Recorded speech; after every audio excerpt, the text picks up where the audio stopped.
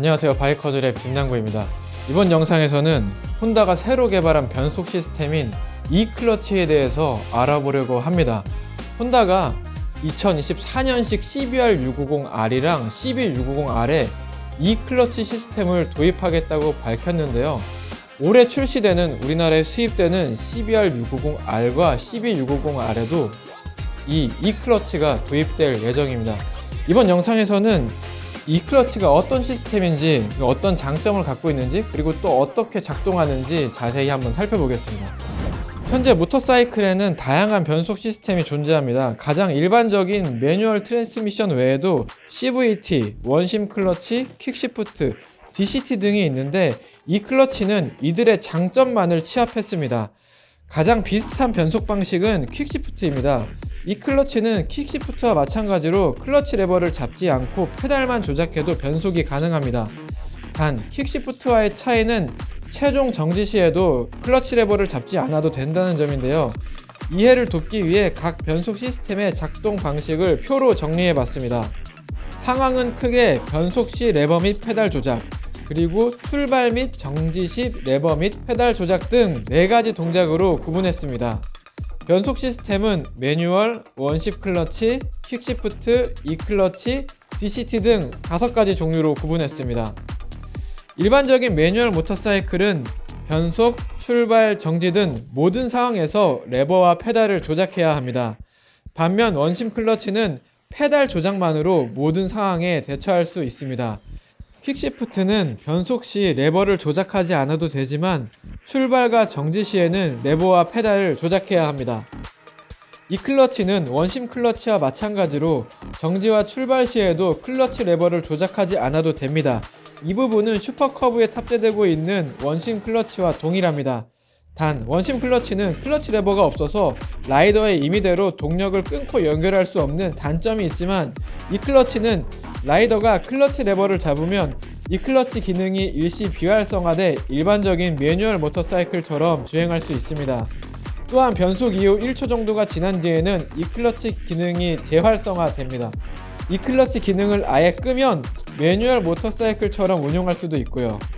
DCT는 모든 과정에서 조작이 필요치 않습니다.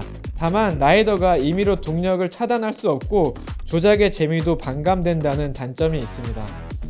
정리해보면 e클러치는 잦은 변속에 따른 번거로움은 줄이고 언제든지 매뉴얼 조작 또한 가능한 변속 시스템인 셈입니다. 이러한 특성 덕에 정차와 출발이 잦은 도심 환경에서 유리하며 스포츠 라이딩 역시 가능합니다. e클러치의 장점은 이뿐만이 아닙니다. 혼다 DCT의 경우 무게가 꽤 나가서 MT 모델 대비 DCT 모델이 5kg가량 더 무겁습니다. 그만큼 운동 성능도 저하되겠죠. 반면 e클러치는 2kg으로 매우 가볍습니다.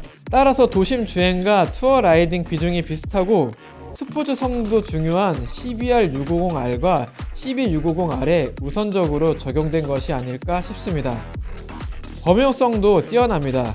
매뉴얼 트랜스미션에 유닛을 추가 장착하는 방식이라 향후 다른 기종에도 충분히 탑재될 수 있을 것으로 보입니다. DCT도 골드윙을 시작으로 아프리카 트윈, 레블 1100, NT 1100 등의 멀티 유즈 됐으니까요.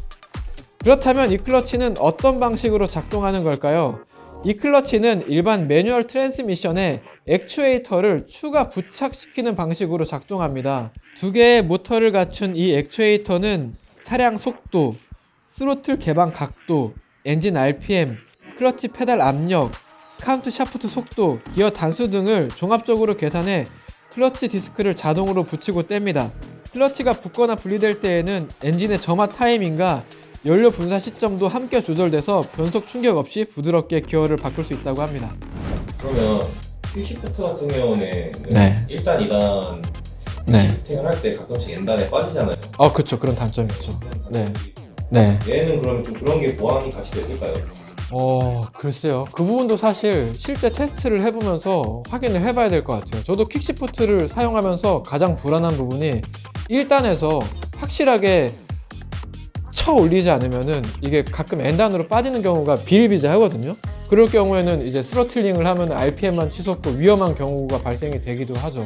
근데 아무래도 e클러치는 뭔가 확실히 속도를 높인 상황에서 올리는 경우가 더 많을 것 같아요, 느낌상. 그래서 조금 더 안전하지 않을까. 그렇다 보니까 퀴시프트를 아무리 체결감이 우수하다고 해도 좀 사용하기 망설여지는 부분들이 있어요. 그럴 때는 확실히 그냥 클러치 레버 잡고 기어 업다운 하죠. 그래서 이 클러치도 사실 아직 뭐 이렇다라고 정확히 말씀드리기는 힘들었던 부분이 저기가 있었고, 가능한 있는 자료들을 지금 나와 있는 온라인상에, 그리고 혼다가 릴리즈한 프레스 이미지나 그런 보도자료 상에 있는 정보들을 최대한 정리해서 말씀드린 거고, 자세한 조작감이나 이런 부분들은 사실 CBR650R이나 CB650R이 우리나라에 출시가 돼서 시승을 해봤을 때 좀 더 자세하게 설명드릴 수 있지 않을까 싶습니다. 사실 혼다는 이 변속 기술에 있어서만큼은 타의 추종을 불허하는 브랜드죠. 1958년에 원심 클러치를 개발해서 슈퍼커브에 탑재시켰고, 2010년에는 DCT를 모터사이클 전용 DCT를 최초로 개발해서 뭐 골드윙을 시작으로 다양한 장르, 어드벤처, 크루저, 투어러 등에 탑재시키고 있습니다. 이 클러치는 이렇게 혼다가 그동안 축적한 변속 시스템을 집대성해서 마지막으로 만든 활용 점정이 아닐까 싶은데요. 물론 타봐야 그 쓰임새나 작동감을 자세히 알 수 있겠지만 아무래도 혼다가 만든 시스템이다 보니까 자연스럽게 믿음이 가는 부분도 있는 것 같습니다. 빨리 국내에 도입돼서 저도 한번 경험해보고 싶습니다. 아무래도 CBR650R과 CB650R의 국내 인기가 더 높아질 것으로 예상됩니다. 네, 지금까지 바이커즈랩 김남구 기자였습니다. 바이커즈랩 구독해주시면 유용하고 재밌는 모터사이클 정보로 매주 2번 찾아뵙도록 하겠습니다. 감사합니다.